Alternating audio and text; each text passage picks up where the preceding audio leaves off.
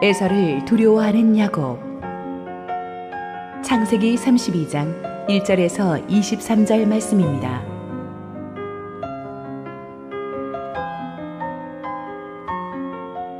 야곱이 길을 가는데 하나님의 사자들이 그를 만난지라. 야곱이 그들을 볼 때에 이르기를 이는 하나님의 군대라 하고 그 땅 이름을 마하나임이라 하였더라. 야곱이 세일 땅 에돔 들에 있는 형 에서에게로 자기보다 앞서 사자들을 보내며 그들에게 명령하여 이르되 너희는 내 주 에서에게 이같이 말하라. 주의 종 야곱이 이같이 말하기를 내가 라반과 함께 거류하며 지금까지 머물러 있었사오며 내게 소와 나귀와 양떼와 노비가 있으므로 사람을 보내어 내 주께 알리고 내 주께 은혜 받기를 원하나이다 하라 하였더니 사자들이 야곱에게 돌아와 이르되 우리가 주인의 형 에서에게 이른즉 그가 400명을 거느리고 주인을 만나려고 오더이다.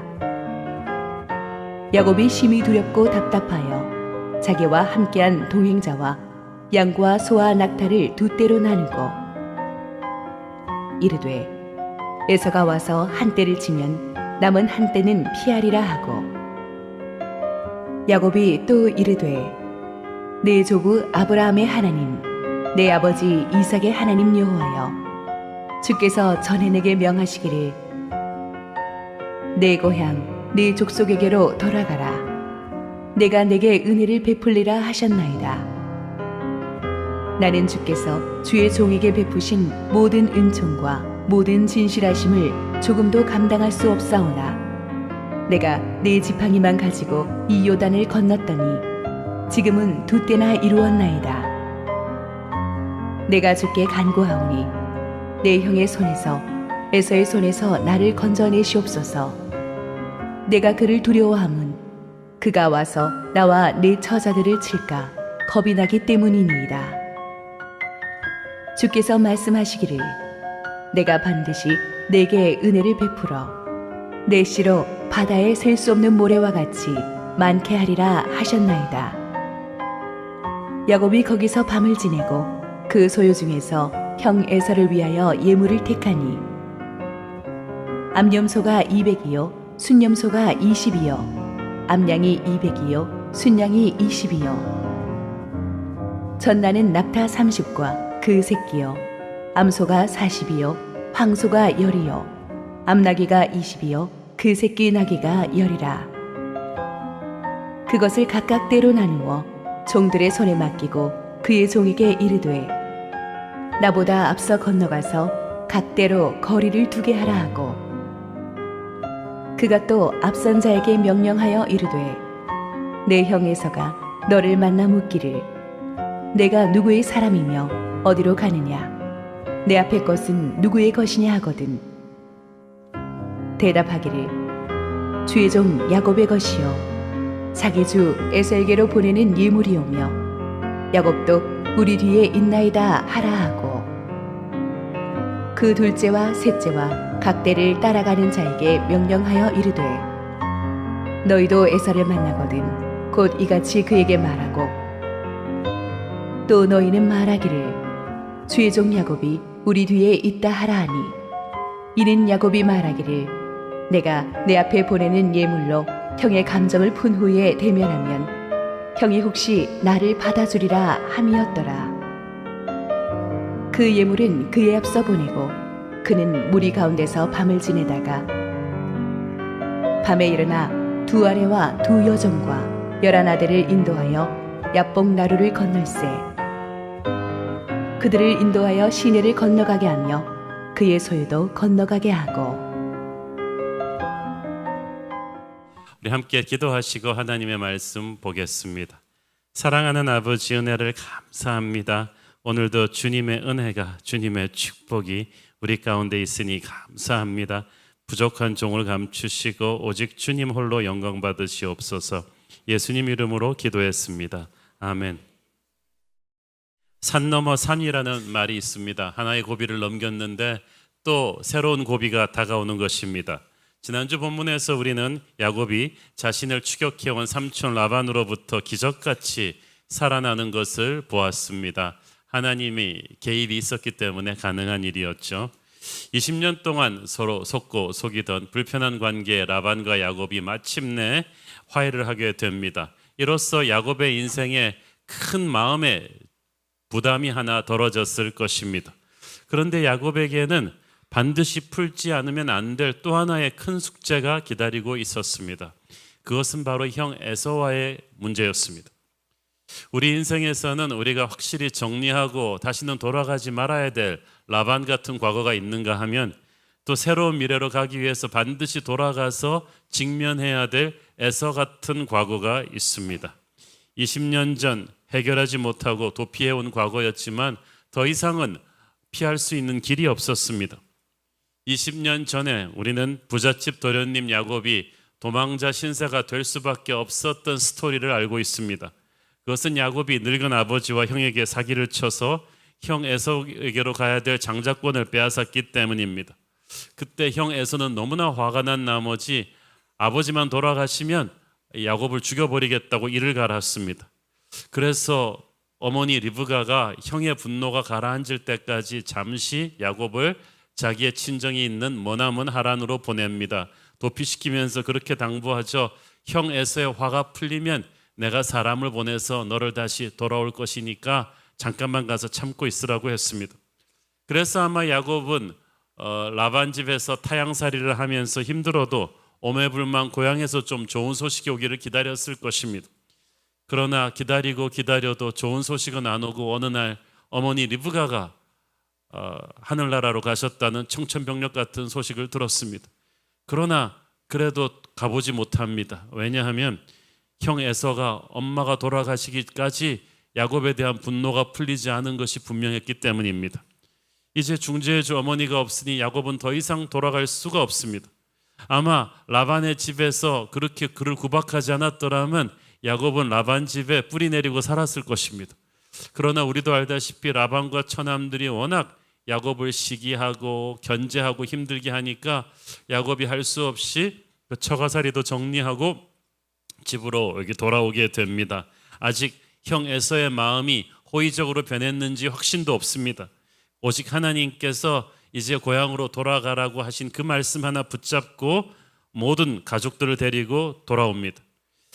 아까도 말씀드렸듯이 새로운 미래를 열기 위해서 야곱이 반드시 풀어야 될 숙제는 형 에서와의 관계 회복이었습니다.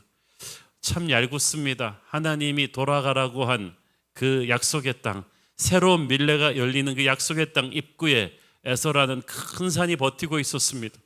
그 누구도 이 큰 산을 대신해서 해결해 줄 사람은 없고 야곱 자신이 전공법으로 돌파해야만 했습니다. 가는 내내 야곱은 속으로 불안했습니다. 삼촌 라반이 여우처럼 교활한 인물이었다면 이 형 에서는 호랑이처럼 무서운 인물이었습니다. 더구나 자기가 지은 죄가 있기 때문에 야곱은 더욱 불안했습니다. 참 이게 인간입니다. 이런 남모르는 갈등이 우리 가족과 형제들 사이에 있고 직장에도 있고 교회 안에도 있어요.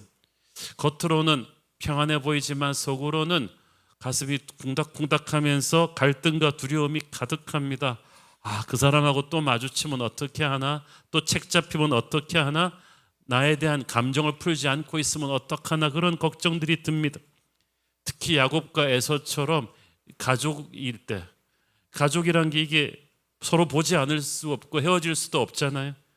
그런데 가족 간에도 남들보다 더 형제 간에 갈등하고 서로 얼굴 안 보는 사람이 많은지 몰라요.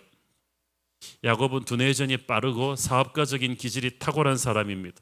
그러니까 그 라반의 그 못된 견제를 받으면서도 엄청난 재산을 일구어내지 않았습니까?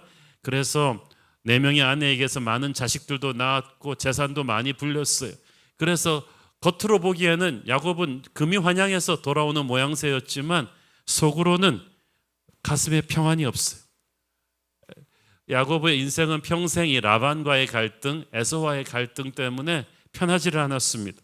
한 사람은 장인, 한 사람은 하나밖에 없는 형입니다. 이제 20년 만에 장인과의 갈등은 풀었는데 형이 남았어요. 장인과 형과의 갈등 중 둘 중 어느 게 더 힘드냐고 물어보면 굳이 물어보면 야곱은 아마 형이 더 무섭다 그랬을 거예요. 왜냐하면 외삼촌 라반은 야곱과 비슷한 사기꾼과였기 때문에 나중에는 야곱도 뭐 장군하면 이쪽도 멍군하면서 서로 막 이렇게 치고받는 싸움을 했는데 형 에서는 달랐어요. 어릴 때부터 그대 앞에만 서면 난 왜 이리 작아지는지, 형은 무서워요. 영웅적인 이 형의 그 모습이 너무나 무서워서 형 앞에만 가면 말도 더듬고 주눅이 들어서 살았어요. 그런 무서운 형을 2번이나 사기쳐먹고 도망쳤으니 이 야곱이 지은 죄가 있으니까 또 얼마나 마음이 20년 동안 좌불안석이었겠습니까? 그런데 하나님께서 그 범 같은 형이 기다리고 있는 고향으로 돌아가라는 거예요. 이 문제를 네가 언젠가는 정면으로 풀어야 된다. 너 혼자서 못 푸니 내가 함께 가주겠다고 하나님이 말씀하십니다. 이것이 오늘의 본문의 배경입니다. 1절 2절 읽습니다. 야곱이 길을 가는데 하나님의 사자들이 그를 만난지라. 하나님이 그들을 볼 때에 이르기를 이는 하나님의 군대라 하고 그 땅 이름을 마하나임이라 하였더라. 영어 성경에 보니까 하나님의 사자들을 정확하게 angels of God, 하나님의 천사들이라고 했습니다. 근데 천사가 한두 명이 아니고 야곱이 딱 보니까 수를 헤아릴 수 없는 많은 천사예요. 그래서 하나님의 군대라고 불렀어요. 이것은 굉장히 중요한 메시지입니다. 하나님이 왜 한두 명의 천사가 아닌 수많은 천군들의 야곱에게 보이게 했을까요? 왜냐하면 지금 야곱이 두려워하고 있는 게 형 에서의 물리적인 힘 때문이거든요. 형도 영웅이지만 그가 거느리고 있는 부하들도 무서운 사람들인데 하나님께서는 형 에서의 무리들보다 더 많은 천군 천사들이 야곱을 지키고 있는 것을 보여주심으로써 야곱을 안심시켜 주셨어요. 그래서 야곱이 너무나 은혜 받아가지고 그 땅 이름은 마하나임이라 그랬어요. 하나님의 군대, 하나님의 큰 무리, 2진영의 큰 무리. 그러니까 2진영이 야곱의 전후 아니면 좌우를 딱 호위하고 있는 하나님의 천군을 보여주신 것입니다. 그 땅이 어저께까지는 광야였는데, 이름 없는 광야였는데 하나님의 환상을 보는 그 순간부터 마하나임의 땅이 되어버렸어요. 여러분, 인생의 평범한 장소도 여러분이 하나님을 체험하면 그 땅은 여러분의 역사가 될 것입니다. 저는 여러분이 세상 살아가면서 위기의 순간마다 하나님의 마하나임의 환상을 보기를 바랍니다. 내가 도저히 싸워 이길 수 없는 상대와 마주할 때 하나님께서 하나님의 군대를 내 곁에 붙여주시고 보여주십니다. 우리가 약속의 땅으로 전진할 때 문제가 없어지는 건 아니에요. 야곱의 앞에서 에서가 없어지지 않았어요. 그러나 에서를 이길 수 있는 능력을 보여주셨어요. 우리 앞에 문제는 그대로 있겠지만 문제보다 더 큰 영적인 준비를 하나님이 마하나임의 환상으로 시켜주신 줄 믿습니다. 중요한 건 야곱과 동행한 무리들이 많았는데 이 환상을 본 건 야곱 혼자뿐이었다는 사실이죠. 영의 눈을 가져야 영적인 환상을 보고, 영적인 환상을 본 사람은 눈에 보이는 현상이 아무리 답답해도 담대함을 가지게 될 것입니다. 야곱이 이번에 벌써 2번째 천사들을 보는 경험을 하는 거예요. 20년 전 고향을 떠나 야반 도주해 올 때 광야의 돌베개에 베고 잘 때 베델의 환상을 봤잖아요. 그 베델의 환상도 하늘문이 열리고 사닥다리가 내려지고 천사들이 오르락 내리락 하는 그 환상이었습니다. 20년 뒤에 야곱이 또 천사들의 모습을 봅니다. 이번에는 꿈을 꾼 것이 아니고 길 가다가 영의 눈으로 본 환상입니다. 이들은 야곱을 지키라고 보내주신 하나님의 천사들입니다. 천사의 주된 임무는 성경에서 첫째 하나님을 경배하는 것이고 둘째 하나님의 자녀들을 섬기는 일이에요. 하나님의 명령에 따라서 하나님께서는 우리 모든 하나님의 자녀들을 지키는 수호천사를 붙여주셨어요. 이 수호천사 가디언 엔젤은 성경적인 근거가 확실합니다. 예수님이 말씀하셨어요. 마태복음 18장 10절, 삼가 이 작은 자 중에 하나도 업신여기지 말라. 너희에게 말하노니 그들의 천사들이 하늘에서 하늘에 계신 내 아버지의 얼굴을 항상 배옵느니라. 여기서 작은 자는 단순히 어린아이를 말하는 것이 아니라 하나님의 자녀들을 말하는 것입니다. 모든 하나님의 자녀들에게 하나님의 천사들이 붙어서 하나님과 그들 사이를 왔다 갔다 하면서 메시지를 전하고 필요할 때 하나님의 도움을 전달해 줍니다. 히브리서 1장 14절, 모든 천사들은 섬기는 영으로서 구원받을 상속자들을 위하여 섬기라고 보내심이 아니냐. 할렐루야. 하나님이 우리를 섬기라고 천사들을 보내셔서 늘 불철주야 우리를 다양한 방법으로 도와주세요. 오늘의 본문처럼 큰 위기를 앞둔 상황에서는 한두 명이 아니고 수많은 천군 천사들이 우리를 둘러싸고 진치는 하나님의 군대 마하나임으로 옵니다. 시편 34편 7절 여호와의 천사가 주를 경외하는 자를 둘러 진치고 그들을 건지시는도다. 주를 경외하는 자, 기도하는 자, 하나님을 높이는 자를 하나님의 천사들이 한두 명도 아니고 엄청나게 많은 군대처럼 둘러 지킨다. 얼마나 든든한 말씀인지 모릅니다. 우리를 지키는 것은 새콤이 아니라 하나님의 천군 천사입니다. 우리의 건강과 우리의 돈과 우리의 명예를, 우리의 가족을 지키고 싶으십니까? 하나님 안에 계십시오. 하나님의 천군 천사가 정말 안전하게 우리를 지키실 것입니다. 제 자신도 부모님 어릴 때부터 지금까지 정말 크고 작은 수많은 위기가 있었지만 그때마다 하나님께서 눈동자처럼 지켜주셨어요. 제가 말하는 건 그냥 위기가 아니라요, 신문에 나오는 위기. 저 20년 전에 그 포항에 비행기 떨어졌을 때 동체 착륙하면서 도동강이 난 비행기 거기 타고 있었던 사람이 조금 물리치료 한 몇 번 간 거 외에는 정말 하나님이 기적같이 살려주셨어요. 제 덕분에 거기 타고 있던 160명도 다 같이 기적같이 살아났어요. 하나님의 천사들이 저는 지켜주셨다고 확신해요. 몇 년 전에는 새벽 기도를 오는데 분명히 파란불이라서 제가 가야 되는데 굉장히 이상한 느낌이 있어서 가지 않고 몇 초를 가만 기다렸는데 갑자기 슝 하더니 엄청나게 큰 덤프트럭이 앞으로 확 지나가는 거예요. 새벽 시간이니까 이 덤프트럭이 빨간불인데도 그냥 확 밟은 것 같아요. 제가 만약 정상적인 파란불 스피드로 갔으면은 큰 대형 사고가 났을 것입니다. 그런 일들이 너무나 많았어요. 하나님께서 얼마나 하나님의 자녀들을 지키시는지 저는 체험으로 간증할 수가 있습니다. 하나님께서 여러분의 가정도 그렇게 지키세요. 여러분의 직장도 그렇게 지키시고요, 이 교회도 그렇게 지키세요. 저는 교회가 힘들고 어려움이 있을 때마다 간절히 기도하면 하나님께서 정말 하나님의 천군 천사가 이 교회를 둘러 진치고 지키고 있음을 느낄 수가 있습니다. 그러므로 우리는 결코 눈에 보이는 현실이 어렵다고 해서 절망하거나 패닉하지 말아야 합니다. 주님께서 늘 우리를 지키시고 계십니다. 이 마하나임, 하나님의 군대가 자기를 지키시는 환상을 보고 야곱이 힘이 났어요. 그래서 3절 5절을 보니까 야곱이 먼저 형 에서에게로 화해하자고 사절단을 보냅니다.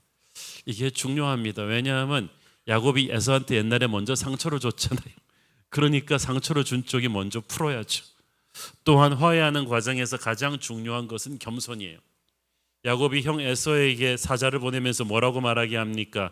내 주 에서에게 이같이 말하라. 주의 종 야곱이 이같이 말한다고. 형을 내 주라는 거예요. 에서와 야곱의 나이 차이가 얼마 된지 아세요? 한 1, 2초 안 됩니다. 왜냐하면 쌍둥이인데 그것도 형이 나가는 걸 야곱이 그냥 발뒤꿈치 잡고 뛰어나왔거든요. 1, 2초밖에 안 되는 형인데 내 주라고 높여요. 그리고 자기는 종이라는 거예요. 하나님께서는 교만한 자를 물리치시고 겸손한 자에게 은혜를 준다고 하셨어요. 여러분, 화해하려면 겸손하셔야 돼요. 낮은 자의 자리로 내려가야 합니다. 여러분이 아무리 옳고 논리적인 말을 해도요, 머리 꼿꼿하게 세우고 교만하게 말하면 절대 상대의 마음을 열 수가 없습니다. 화해 과정에서 또 중요한 것은 내가 손해보고 양보할 각오를 하는 것입니다.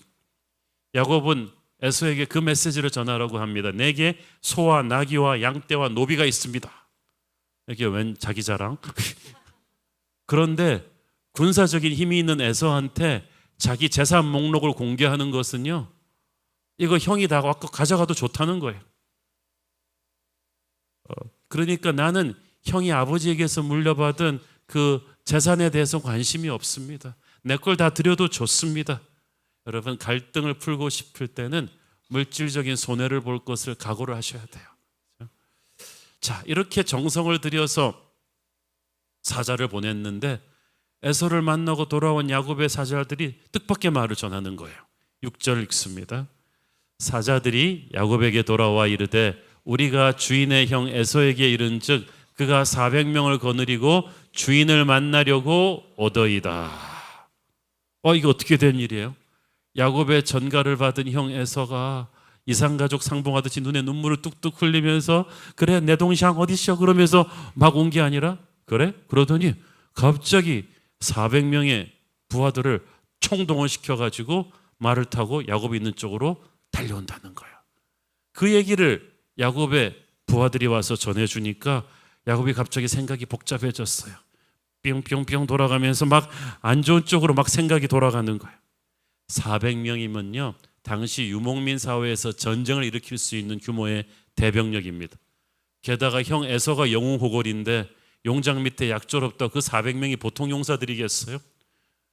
그런데 좋은 마음으로 야곱을 웰컴하러 올 거면 그 많은 병력이 왜 필요하겠어요?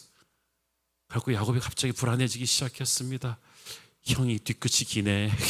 20년이 지났는데도 아직도 내게 앙금을 안 풀었네. 나를 치려고 오나 보다.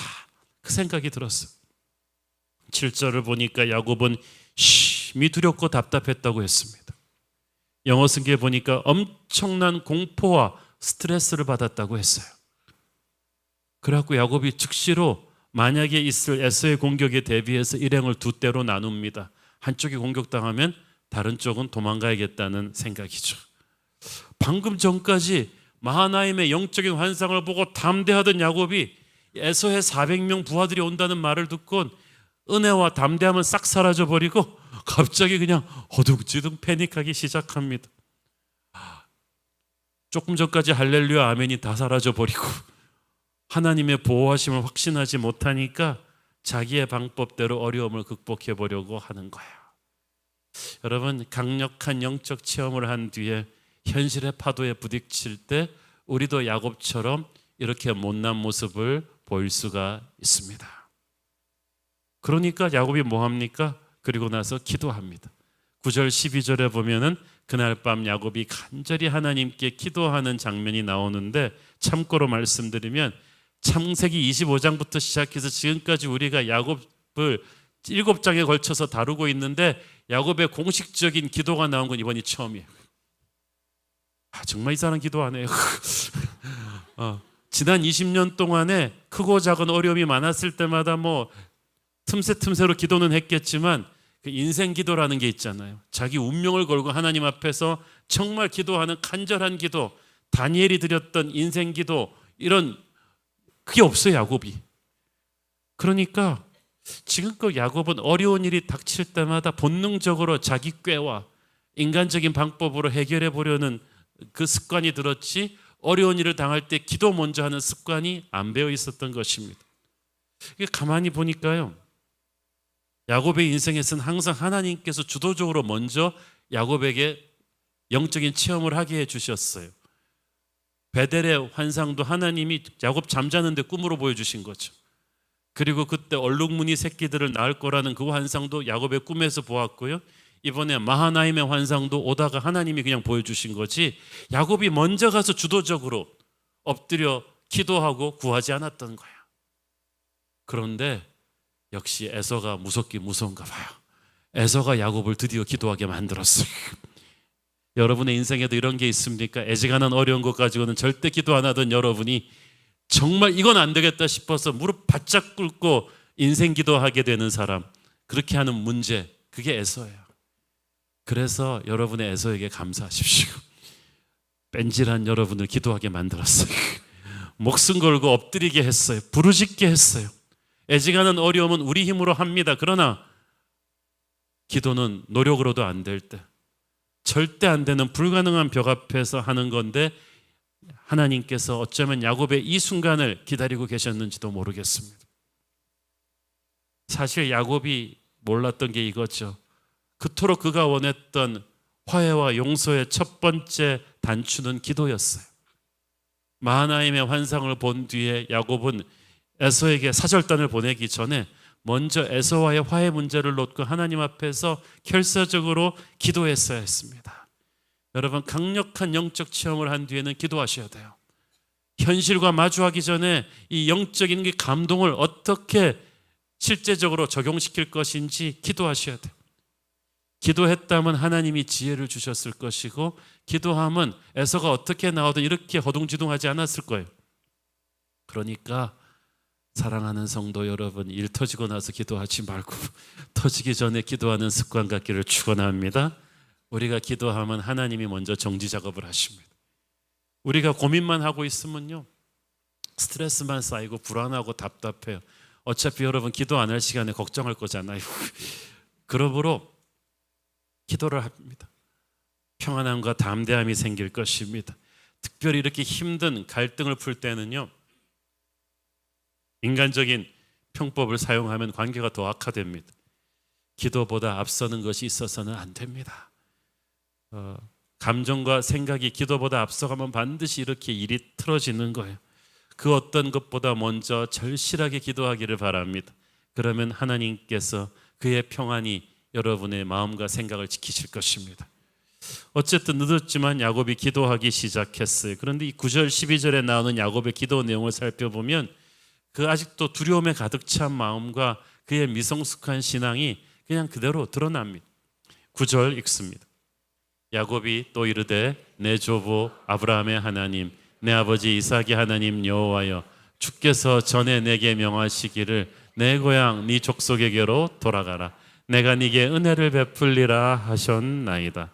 자, 드디어 할아버지까지 들먹이고 있어. 할아버지 아브라함, 아버지 이삭의 하나님 여호와여. 야곱은 할아버지와 아버지가 하나님한테 크레딧이 좋다는 건 알았어요. 그래가지고 그 좋은 믿음의 혈통을 다 꺼내는 거예요. 가만히 보니까 야곱이 자기의 하나님이 없어요. 왜냐하면 이때까지 하나님이 일방적으로 나타나셔서 야곱에게 환상을 보여주시고 돌보셨지, 야곱이 먼저 하나님을 찾는 법이 없었거든요. 그러니까 나의 하나님이라는 말을 야곱이 자연스럽게 못하는 거예요. 그러나 이런 에서라는 거대한 산 앞에서 비로소 야곱이 먼저 기도하기 시작합니다. 이제 그는 기도를 배울 거예요. 자신의 하나님을 간증할 수 있는 영적인 체험을 이제부터 하게 될 것입니다. 10절 읽습니다. 나는 주께서 주의 종에게 베푸신 모든 은총과 모든 진실하심을 조금도 감당할 수 없사오나 내가 내 지팡이만 가지고 이 요단을 건넜더니 지금은 두 때나 이루었나이다. 야곱은 자기가 굉장히 급한 현실이었지만 이때까지 하나님이 베풀어 주신 은혜를 기억해 보니까 너무 감사했어요. 20년 전에 지팡이 하나만 들고 빈털터리로 건넌 이 강을 20년 후에는 이렇게 많은 가축대와 또 와이프와 자식들을 거느리고 돌아오게 되었으니까 이게 다 하나님의 은혜라는 거예요. 여러분, 이게 중요해요.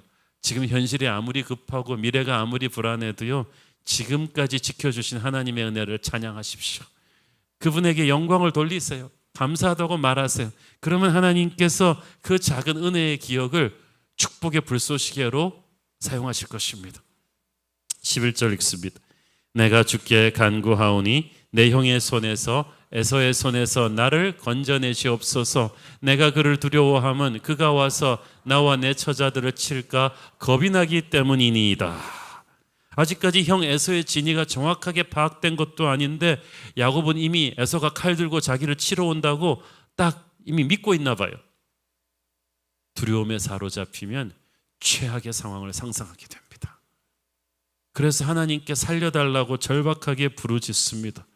막 하나님의 은혜를 감사해놓고 기도하면서도 야곱은 덜덜 떨면서 불안해하고 있습니다. 그렇지만 후에 알게 되지만 야곱이 상상하던 일은 일어나지 않아요. 하나님은 이미 형 에서의 마음을 녹여놓고 계셨어요. 형 에서는 적대감을 가지고 야곱을 만나러 오는 것이 아니었어요. 야곱이 상상하는 최악의 상황은 일어나지 않습니다. 여러분이 상상하는 최악의 상황은 일어나지 않습니다. 여러분이 예수 안에 있다면, 하나님 안에 거하고 있다면, 하나님의 군대가 여러분을 지키고 있음을 확신하건대 최악의 상황을 상상하지 마십시오. 일어나지 않아요. 그걸 확신하고 기도해야만 합니다. 12절 읽습니다. 주께서 말씀하시기를 내가 반드시 네게 은혜를 베풀어 네 씨로 바다에 셀 수 없는 모래와 같이 많게 하리라 하셨나이다. 이것은 20년 전에 베델에서 하나님이 자신에게 주신 약속이고 그보다 훨씬 전에 할아버지 아브라함에게 주셨던 약속이죠. 항상 야곱이 그래서 그거를 하나님한테 막 들이미는 거예요. 하나님이 할아버지 아브라함에게 또 제게도 약속하신 그 약속이 있잖아요. 우리의 자손들이 바다에 셀 수 없는 모래같이 되게 하시겠다고. 그러면 그 말씀이 이루어지려면 제가 지금 형 에서의 손에 죽어야겠어요, 말아야겠어요 하면서 하나님 앞에서 살려달라고 애원합니다. 참 야곱은 위기를 벗어나기 위해서 뼈를 내어서 협상하던 그 진면목이 기도에도 그대로 드러나요. 그런데 야곱이 그래도 전곡을 찌른 거예요. 우리가 기도할 때 전에 하나님이 주셨던 약속의 말씀을 붙잡고 기도하는 것이 너무나 중요합니다. 왜냐하면 하나님은 우리의 잘남을 보고 응답해 주시는 게 아니라 신실하신 분이기 때문에 약속의 말씀을 타고 우리에게 응답을 주시는 줄 믿습니다. 변덕이 죽을 듯하는 사람들의 말은 흘려버리고 변함없는 하나님의 약속의 말씀을 기억하십시오. 그 말씀을 늘 아멘으로 붙들고 붙잡고 계세요. 그 말씀이 여러분의 기도가 하늘문을 여는 열쇠가 되게 할 것입니다. 자, 그런데 그렇게 기도하고 난 다음에는 야곱이 이제 강하고 담대하게 살았을까요? 아니에요. 불안과 두려움이 기도 후에도 남아 있어가지고 또 야곱이 인간적인 일을 해요. 13절 야곱이 거기서 밤을 지내고 그 소유 중에서 형 에서를 위하여 예물을 택하니. 야곱이 기도하고 나서도 영 두려우니까 형 에서의 마음을 누그러뜨리기 위해서 엄청난 양의 뇌물을 준비합니다. 14절 15절에 언급된 염소, 순양, 암양, 낙타, 황소, 나귀들의 숫자가 총 550마리에 달합니다. 그 당시 유목민 사회에서 550마리의 가축대는요, 한 나라가 다른 나라에 바치는 선물입니다. 제왕에게 바치는 선물입니다. 엄청난 거예요. 게다가 이 550마리가 야곱이 그냥 공돈으로 어디서 받은 거 아니에요. 지난 20년 동안 기억하시죠? 라반한테 그 고생해가면서 한 마리 한 마리 야곱이 피땀 흘려 번식시킨 그런 소중한 재산인데, 그렇게 피땀 흘려 모은 재산을 지금 아낌없이 에서에게 보냅니다. 그것은 에서와 화목한 뒤에 약속의 땅으로 들어가겠다는 그 마음이 그만큼 강했기 때문이에요. 야곱이 그러고 보니까 우선순위 하나는 확실한 사람이죠. 그런데 이 동물들을 보내면서 또 한꺼번에 보내지 않아요. 여러 때로 팀을 나눠가지고 보내면서 팀장 종들한테, 에서한테 반드시 이렇게 얘기하라고 합니다. 이것은 주의 종 야곱의 것이요 자기 주 에서에게 보내는 예물이오며 야곱은 곧 뒤에 옵니다. 이 말을 그냥 모든 팀장들이 에서한테 차례로 하라는 거예요. 선물을 한꺼번에 주지 않고 여러 번 이렇게 나눠서 보낸 것은 선물을 받는 사람에게 이 선물이 심이 많다는 것을 심리적으로 느끼게 하기 위함이에요. 여러분이 고깃집 가서 삼겹살을 시켜도요, 4인분 시키는 것보다 1인분씩 4번 시키는 게 훨씬 잘 나와요. 야곱이 계속해서 선물을 이렇게 팀으로 나눠서 보내면서 에서의 마음을 누그러뜨리고, 그리고 계속 같은 메시지를 전해서 그 마음을 열고 싶었어요. 또 만약에 에서가 첫 번째 그룹을 공격한다고 해도 피해를 최소화하면서 후미에 있는 팀들은 또 도망갈 수 있겠다는 용의주도한 계산을 한 거예요. 그런데 여기서 우리가 보면은 야곱이 정말 화해가 하고 싶구나, 그리고 화해가 이렇게 어렵구나, 이렇게 기도했는데도, 이렇게 준비하는데도 어렵구나. 그렇습니다, 여러분. 그래서 예수 그리스도의 보혈이 필요했던 거예요. 예수 그리스도의 십자가가 아니었다면 우리는 하나님과 화목할 수가 없고 사람끼리도 화목할 수가 없어요. 우리는 예수님의 은혜로 서로 화목할 수가 있는데, 안타깝게도 야곱은 아직까지도 믿음이 아니라 자기의 계략을 의지하고 있습니다. 우리가 하나님을 믿긴 믿는데 100% 믿지 못하면 기도해 놓고 나서 항상 또 스스로 문제를 해결해 보려고 자구책을 막 강구할 거예요. 그러니까 이게 안 믿는 사람보다 더 불안한 게 50% 믿는데 50%는 안 믿으니까 또 인간적인 자구책을 강구하니까 기도하고 나서도 불안해요. 평안을 누리지 못해요. 밤새 잠 못 이루다가 21절 22절에 보니까 밤에 다 깨워가지고 그 약복강을 도화시킵니다. 그래가지고 막 처자식들 다 먼저 보내고 자기는 뒤에 남도록 밤에 다 움직여요. 야곱의 인생은 항상 밤에 움직이는 인생, 야반도주의 인생. 이게 항상 불안하고 두렵고 머리 쓰는 사람들이 항상 그래요. 하나님은 이미 야곱을 눈동자처럼 보호하고 계셨는데 야곱이 그걸 100% 확신하지 못했어요. 그러니까 스스로를 이렇게 두려움의 감옥에 가두어 버렸습니다. 불안하고 평안이 없죠. 여러분은 안 그렇습니까? 하나님은 여러분을 지키시고 계시는데 여러분은 하나님을 못 믿어가지고 하나님의 보호막에 구멍이 뚫렸다고 생각해가지고 자기가 또 나름대로 자구책 강구하다가 잠 못 이루고 있어요. 오늘 야곱의 모습이 바로 우리의 모습 아니겠습니까? 야곱은 하나님의 군대 마하나임의 위대한 환상을 본 사람입니다. 하나님께서는 일이 일어나기 전에 야곱에게 이 환상을 왜 보여주셨겠어요? 기분 좋으라고? 사람들한테 떠벌리라고? 아니에요. 이 환상은, 마하나임의 환상은 곧 다가올 현실의 도전에 담대하게 맞서라고 하나님이 주어주신 메시지예요.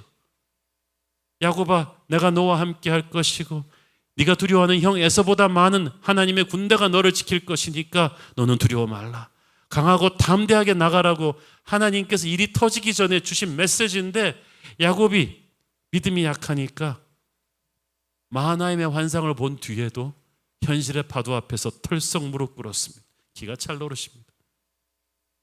수많은 천군 천사를 본 사람이 고작 400명의 에서의 무리가 온다는 말을 듣고 그것도 적대감을 갖고 오는 건지 아닌지도 확신도 없으면서 두려움에 사로잡혀 버려요.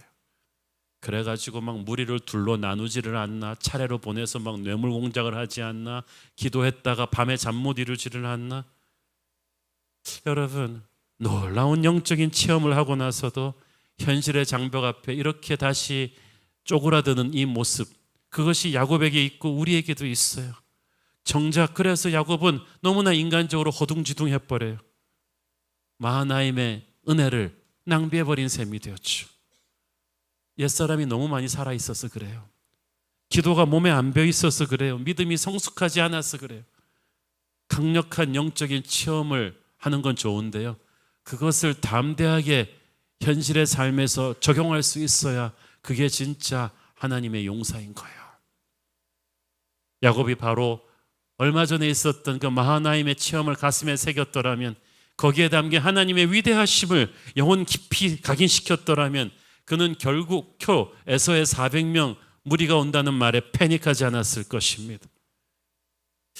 여러분, 때로는 하나님께서 우리가 강력한 영적인 체험을 한 뒤에 우리 생각에는 우리의 믿음이 이만하다고 생각할 때 그 믿음이 진짜인지 아닌지 흔들어 보시는 경우가 있습니다.